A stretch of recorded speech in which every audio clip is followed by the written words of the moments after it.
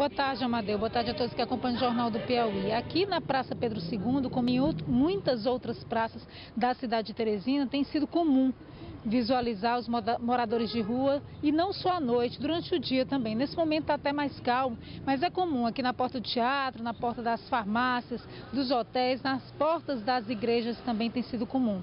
Para se ter uma ideia, a prefeitura já tem até um cadastro dessas pessoas, atualmente 247 pessoas em situação de rua inscritas nesse cadastro. A gente vai conversar com a gerente de proteção especial das Cênticas, a Iracilda Braga, está aqui ao meu lado, para tentar entender, na verdade, o que a prefeitura tem feito para tentar contornar essa situação, para tentar tirar essas pessoas da situação de rua. Por que é tão difícil? A gente tem a impressão que tem crescido o número de pessoas na rua. Boa tarde. Oi, boa tarde. Na verdade, não há uma tendência de um crescimento.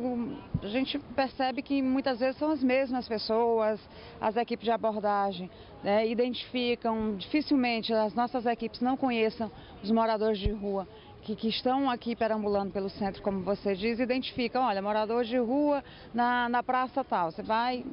pede para a equipe de abordagem lá, não, a gente já acompanha, já conhece. Então, a maioria dos casos a gente tem conhecimento.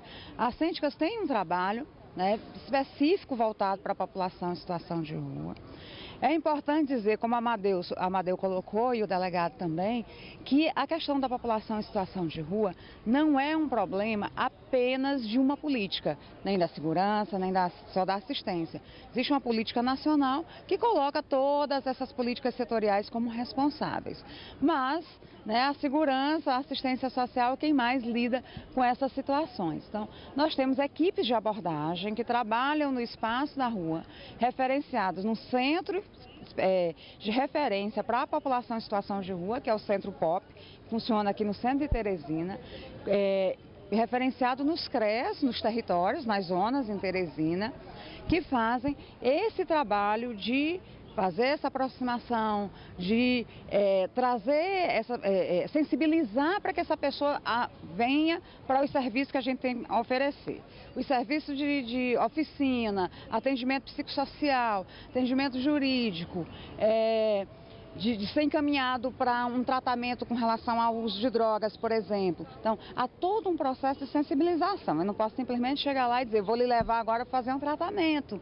Eu vou lhe tirar do espaço da rua e vou levar para casa da sua família, que muitos têm família. Então, é um trabalho, né, bem complexo, mas que a gente vem realizando, né, nos últimos anos, com várias parcerias, inclusive com a parceria com a Polícia Militar e outros órgãos. Esse é um dos pontos mais complicados, a resistência, ou faltaria também, por exemplo, vagas em abrigos para quem não tem um lar?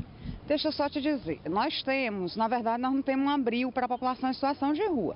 Nós temos a Casa do Caminho, que é uma casa de passagem para pernoite. Então, temos 40 vagas, podemos atender, né, por noite. Então, ele vai lá, é atendido, faz a higienização, se alimenta, tem atividade socioeducativa, dorme de manhã, ele acorda e tal, e aí ele volta para as atividades dele, ou para o espaço da rua, ou para fazer algum tratamento de saúde, ou para o trabalho, que alguns também são encaminhados para trabalho e tal. Nós temos uma média de atendimento na Casa do Caminho de 31 pessoas, né? Então, eu tenho mais moradores de rua, pessoas que ficam pernoitando no espaço da rua do que isso. Então, assim, alguns períodos isso pode variar, período de chuva. É possível que eu tenha uma demanda maior do que o número de vagas, mas isso é muito raro. As pessoas preferem, muitas vezes, ficar no espaço da rua, dormir, ou muitos têm casa de parentes, casa de familiares, e vão para casa, né, ou migram do centro para outras regiões. No final de semana, por exemplo, há uma migração na cidade todinha, né? Eles se movimentam muito, as pessoas em situação de rua se movimentam muito. Então, por isso a gente tem a equipe descentralizada para também estar fazendo esse acompanhamento. Há um acompanhamento, por exemplo, com essas famílias? Essa poderia ser uma alternativa para ter uma eficiência maior? Deixa eu te dizer, a pessoa em situação de rua, ela está ali ou por uso de substância psicoativa, álcool, drogas, ou por conflito familiar, ou por opção própria, né? ou por alguma questão de abandono também, negligência de um outro, né? Não vamos negar que existem pessoas que estão na rua, que foram abandonadas e foram ficando, né? Mas sempre tem a presença do conflito familiar. Então, eles negam essa família também não quer muito saber deles.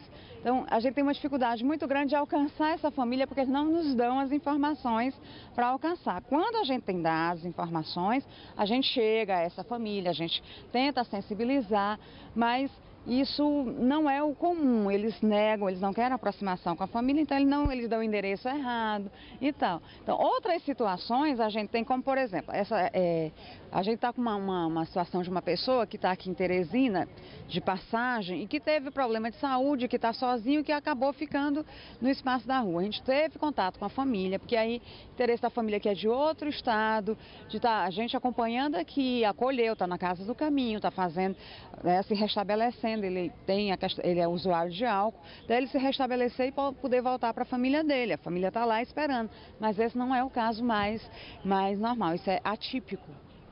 Quero agradecer então a gerente de proteção especial das Cênticas, Iracilda Braga, pelas informações prestadas ao Jornal do Piauí, falando a respeito dessa complexidade que é a situação dos moradores de rua aqui em Teresina. Amadeu.